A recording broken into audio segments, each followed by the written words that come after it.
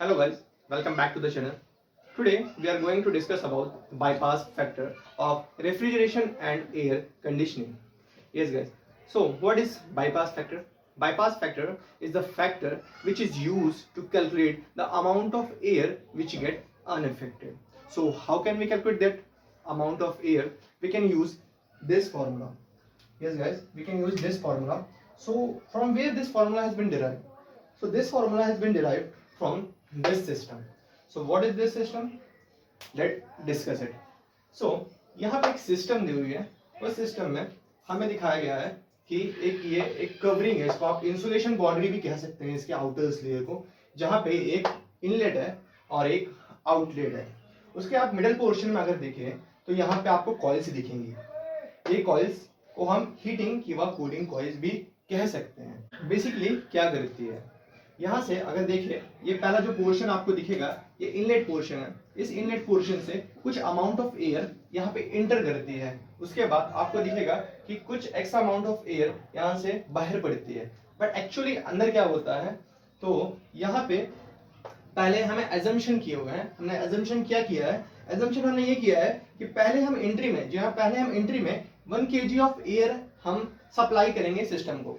वहां पे जो पहले जो इनलेट की जो एयर है उसका टेम्परेचर हमने TD1 से डिनोट किया है. जी हाँ, जो पहला इनलेट की जो एयर थी उसे हमने TD1 से डिराइव किया हुआ है. और जो बीच का है वहां पे अगर हम देखें तो यहाँ से कुछ एयर पास हो रही है. जी हाँ, यहाँ से एयर पास होने के बाद कुछ एयर इस जो कॉइल है, ये कॉइल के यहाँ पे कांटेक्ट में आ रही है. मैं डिलीट करूंगा. तो बेसिकली इस सिस्टम का यूज क्या है, अगर आपने ध्यान से देखें तो ये जो कॉइल्स हैं, ये कॉइल्स को यहाँ पे दिया हुआ है हमने हीटिंग स्लैश कूलिंग कॉइल. यहाँ पे ऐसा आपको लग रहा होगा कि यहाँ पे दो नाम क्यों है. अगर ये कॉइल्स को अगर हम ध्यान से देखें, इस कॉइल्स ये हॉलो पाथ है. यहाँ पे अगर हमने स्टीम पास की, ये कॉइल्स में अगर हमने स्टीम पास की, जैसे कि यहाँ पे मैं मेंशन करूंगा, यहाँ पे स्टीम मैंने पास की, तो ये हो जाएगा हीटिंग कॉइल.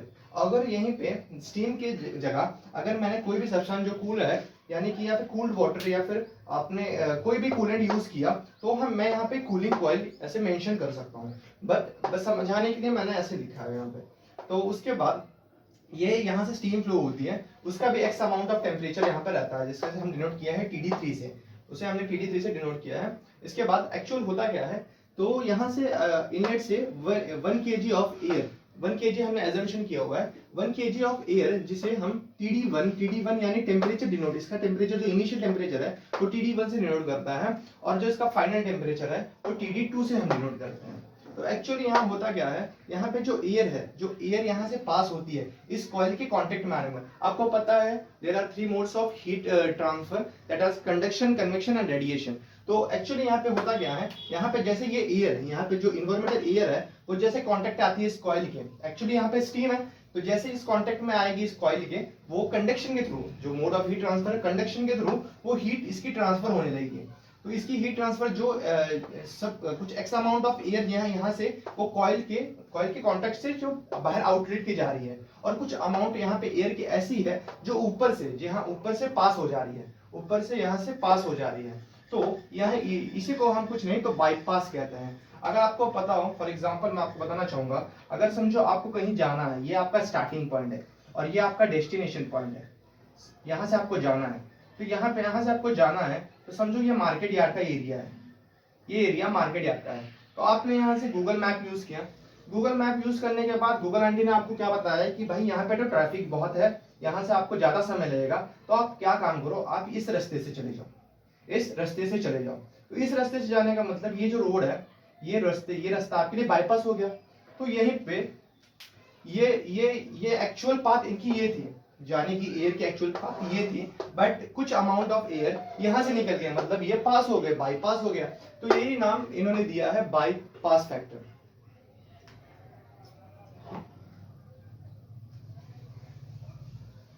तो आई होप आपको एग्जांपल समझ में आ गया होगा. तो उसके बाद मैं आपको बताना चाहता हूँ, उसके बाद यहाँ पे होता क्या है, तो जो पहले तो यहाँ पे 1 kg ऑफ एयर हमने सप्लाई की, उसमें का x kg ये ऊपर से निकल गया, मतलब ये अनअफेक्टेड है, ये एयर अनअफेक्टेड हो गई.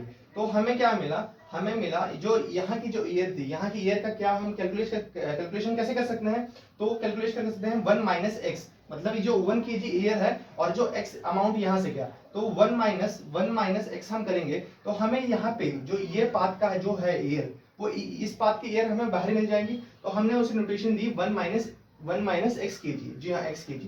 बट एक्चुअली जो बाहर सब जो आउटलेट में जो टोटल हमें जो ईयर मिली वो x की भी मिली, 1 माइनस एक्स की भी मिली, मतलब हमें जो टोटल मिली अमाउंट वो कुछ ऐसे मिला, वो इक्वेशन ऐसे ड्राइव होगी 1 माइनस एक्स और ये जो x अमाउंट ये प्लस x। तो अगर हम देखें, ये आपको पता होगा माइनस और प्लस ये कैंसिल हो जाएगा, तो बचा क्या हमारा 1 बचा, तो हमने सप्लाई की थी 1, हमें मिल गया 1। तो हमें ये देखना है, यहाँ पे हमें सप्लाई नहीं देखना है, हमें देखना है कि एक्चुअली प्रोसेस हुई क्या। तो यहाँ से कुछ टेम्परेचर उधर था वो TD2 हो गया, फॉर्म हो गया TD1 से, क्योंकि जो कॉइल के कांटेक्ट में आया कुछ हीट इसकी लूज हुई होगी। तो मैं एग्जांपल लेके भी आपको बताऊंगा, बट थोड़ा थ्योरेटिकल हो जाए इससे।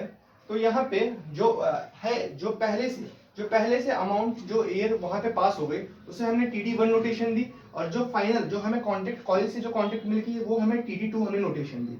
तो यहाँ पे हुआ क्या, फॉर एग्जाम्पल मैं बताता हूँ आपको, समझो ये स्टीम का टेम्परेचर कुछ एक 100 है, कुछ एक 100 डिग्री सेल्सियस है, और ये एटमॉस्फेरिक जो एयर है उसका एक टेम्परेचर 20 डिग्री सेल्सियस मान लो, और जो हमें फाइनल मिले इसका 60 हो गया, ये जो 60 हो गया, मतलब हमें TD2 जो मिली वो 60 मिली, TD1 हमारी इनिशियल 20 थी, उसके बाद जो TD3 है जो स्टीम का टेम्परेचर है वो 100 डिग्री है। तो यहाँ हुआ क्या, TD1 तो TD1 आ गया, TD2 चेंज हो गया 60 हो गया। तो यहीं पे एक फॉर्मूला है जो मैंने पहले भी डिस्कस की है आपसे, ये फॉर्मूला है BPF मतलब बाईपास फैक्टर। वो क्या कहता है, TD3 मतलब स्टीम का टेम्परेचर माइनस TD2 जो हमारा फाइनल वैल्यू, जो फाइनल हमें टेम्परेचर मिला एयर का, उसके बाद अपॉन TD3 माइनस TD1 मतलब इनिशियल टेम्परेचर। तो अगर हम यहाँ देखें, तो अगर हम एक वही एग्जांपल अगर हम कंसीडर करें, तो TD3 की वैल्यू हमारी थी 100 माइनस TD2 हमारी वैल्यू थी 60, अगर अपॉन करें TD3 की वैल्यू अगेन 100 हमारी, माइनस TD1 की वैल्यू हमारी 20 थी। तो अगर हम देखें तो ये हमारा कुछ फैक्टर 40/80 का आएगा, अगर आप इसे कैंसिल आउट करें तो 1/2 मतलब एक 50% यहाँ पे होगी। तो 50% यहाँ पे आप हम ऐसा कह सकते हैं कि यहाँ की जो 100% हम जो एयर दी, बस वो 50% ही ये कॉइल के कांटेक्ट में आई, बाकी 50% अनअफेक्टेड है। जी हाँ, अनअफेक्टेड है। तो ये अनअफेक्टेड हमने मेजर कहाँ से की, ये बाय यूजिंग दिस फॉर्मूला। तो मैंने पहले भी कहा था, ये डेफिनेशन जो मैंने कही थी, bypass factor is a factor which is used to measure that amount of air is get unaffected. जी हाँ, तो अनअफेक्टेड क्या है, अनअफेक्टेड मतलब जो हमने दी वही हमें आउटपुट मिले, ये हमारा यूज का भी नहीं था, ये हमारे कोई भी ऑपरेशन में नहीं आएगी, बट हाँ जो आउटपुट मिला वो हमें 100% मिला, बट जो चेंजेस हुए वो कुछ 1 माइनस एक्स के फॉर्म में जो चेंजेस हुए वो हमें वैल्यू मिली। तो उस वैल्यू से हमें ये पता चला कि 50% जो एयर थी, जो 50% एयर थी वो अनअफेक्टेड थी, और जो 50% एयर है वही हमें जो हमें ऑपरेशन के लिए हमारे काम आ सकती है। तो अगर इसमें कुछ फैक्टर्स हैं जो बाईपास फैक्टर डिपेंड्स होते हैं, वो फैक्टर क्या है आइए डिस्कस करते हैं। तो पहला तो फैक्टर होता है velocity of air. Factors depends on,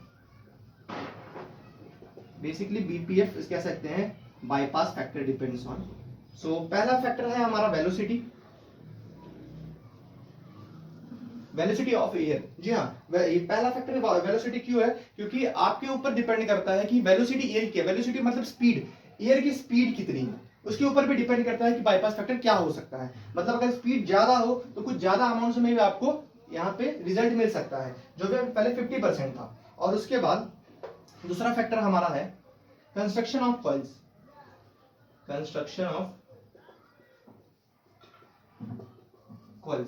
तो कंस्ट्रक्शन ऑफ कॉइल्स क्या बताइए, जो कॉइल्स है समझो रेंडमली समझो कि ये यहाँ पे चार बाउंडेड है, 1 2 3 4 ऐसे 4 बाउंड की हुई है। तो अगर ये 4 है, ये 4 है, और इसकी साइज भी जो कंस्ट्रक्शन ऑफ कॉइल है, अगर यही थोड़ा लंबा होता, ये थोड़ा लंबा मतलब ये जो यहाँ पे जो पैसेज है, ये पैसेज को अगर ये कवर करता तो हो सकता है एक कुछ नहीं तो अभी हमें पहले 50% मिली एग्जांपल लेने के बाद, यहाँ पे अगर कंस्ट्रक्शन इसका ज्यादा मतलब थोड़ा सा साइज में बड़ा होता तो हमें कुछ नहीं तो 90% हमारी जो वैल्यू, हमें 90% हमारी एयर हमें मिल सकती थी, हमें जो हमें चाहिए था। तो वो एक फैक्टर हो गया, एक कंस्ट्रक्शन जो कॉइल का है। और जो कॉइल के बारे में जो बाउंडिंग है, इसकी जो बाउंडिंग है, समझो ये 4 है। तो अगर मैं कहूँ ये हमारी कॉइल्स है 1 2 3 4, ऐसे समझो कंसीडर करो कि ऐसे 4 है। तो यहाँ से जैसे एयर पास हुई, तो पहले से पास हुई कंडक्शन के थ्रू में हीट ट्रांसफर हुई, वो जो एक 20% हुई। उसके बाद फिर एक ऐसी ही कॉइल है, उसमें एक 5% हुई। उसके बाद फिर एक है, उसमें एक 10% हुई। उसके बाद फिर एक 5% हुई। तो यहाँ 4 में ही कांटेक्ट होने के बाद वो बाहर निकल जाएगा आउटपुट। अगर यहीं पे अगर 4 की जगह ये 6 होता, तो यहाँ पे पहला 20 5 10 5 10 ऐसे करके यहाँ पे एग्जैक्टली परसेंटेज कुछ तो बढ़ जाता। तो ये डिपेंड क्या करता है, ये कॉइल्स, अगर जितने ज्यादा कॉइल्स के होंगे उतना आपको ज्यादा अच्छा रिजल्ट मिलेगा। और जितना ये ऊपर होगा, जितना इसकी लेंथ अच्छी होगी, उतने ज्यादा आपको बीपीएफ फैक्टर अच्छा मिलेगा। और ये पहला फैक्टर तो आपको मैं बता चुका हूँ कि वेलोसिटी होती है। और सो आई होप आपको ये वीडियो समझ में आ गया होगा। So if you think this video is useful for you, then please kill that like button. और अगर आप चैनल में नए हैं तो प्लीज हमारा चैनल सब्सक्राइब करना ना भूलें। Thank you.